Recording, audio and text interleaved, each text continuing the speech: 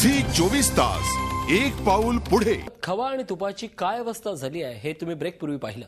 आता दूध तरी शुद्ध राहिलंय का हे पाहणार आहोत। गावापासून शहरापर्यंत कुठेही गेलात तरी तुम्हाला शुद्ध दूध मिळेल याची कोणीच खात्री देऊ शकणार नाही, कारण खुद्द सरकारनंच ही माहिती सर्वोच्च न्यायालयात सादर केली आहे। सकाळच्या चहापासून ते ईश्वराच्या चरणी वाहण्यात येणाऱ्या चरणामृतापर्यंत एकाच पदार्थाचं नाव डोळ्यासमोर येतं आणि ते म्हणजे दूध।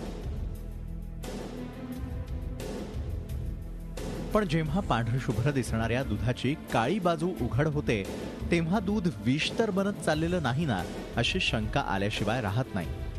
खरं तर दूध हे शरीरासाठी उपयुक्त मानलं गेलंय, पण भेसळखोरांनी पैशाच्या लोभापायी दुधाला विष बनवून टाकलाय।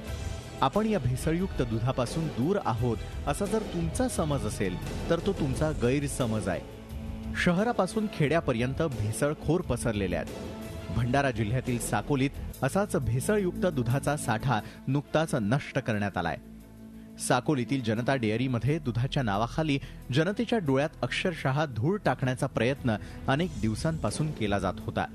डेअरीमध्ये जमा झालेल्या दुधातून क्रीम वेगळी केली जात असे आणि त्यानंतर त्यामध्ये मोल्टोडेस्ट्रीन नावाची पावडर मिसळली जात असे। खरं तर अशा पद्धतीनं दुधात ती पावडर मिसळण्यावरती कायद्यानं बंदी असतानाही इथं ती पावडर मिसळली जात होती। वगैरे हे तर क्लिअर कट अलाउडच नाहीये आणि दुधामध्ये या टाईपची कुठलीही भेसळ करण्यासाठी कायद्याने परमिशन नाहीये।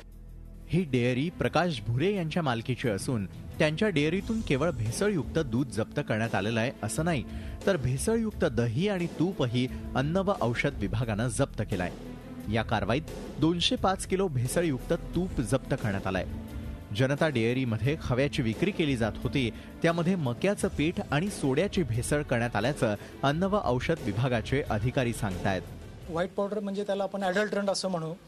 त्याच्यानंतर जे खव्यामध्ये भेसळीसाठी वापरत होते ते सोडा म्हणजे खाण्याचा सोडा आणि कॉर्नफ्लोअर म्हणजे मक्याचं पीठ असं वापरतं। गेल्याच महिन्यात गोंदिया जिल्ह्यातील शासकीय दूध शीतकरण केंद्रात अशाच प्रकारची पावडर दुधात मिसळण्यात येत असल्याचा धक्कादायक प्रकार उघडकीस आलेला होता। त्यामुळे शुद्ध दूध आणि दुग्धजन्य पदार्थांची खात्री देणं अवघड होऊन बसलंय। दुधात सर्रासपणे भेसळ केली जातेय आणि ही बाब खुद्द केंद्र सरकारनं सर्वोच्च न्यायालयात दिलेल्या प्रतिज्ञापत्रात कबूल केली आहे। त्यामुळे दिवाळीच्या पार्श्वभूमीवर दुग्धजन्य पदार्थ खरेदी करताना काळजी घेण्याचं आवाहन अन्न व औषध विभागाच्या अधिकाऱ्यांनी केलंय, कारण भेसळयुक्त दुधाचा धंदा तर गावागावात पोहोचलेला असून त्याचा पर्दाफाश करण्याची आवश्यकता आहे। पण स्थानिक प्रशासनाकडून त्या दिशेनं पावलं टाकली जात नसल्याचं चित्र पाहायला मिळत आहे। विशेषतः सणासुदीच्या काळात भेसळखोर अधिक सक्रिय होतात। सणाच्या काळात दूध आणि दुग्धजन्य पदार्थांना मोठी मागणी असते आणि त्याचा गैरफायदा भेसळखोरांकडून घेतला जातो। तेव्हा दूध तसंच दुधापासून तयार केलेली मिठाई खरेदी करताना त्याची शुद्धता तपासून पहा। झी 24 तासाठी माधव चंदनकर, भंडारा। झी 24 तास एक पाऊल पुढे।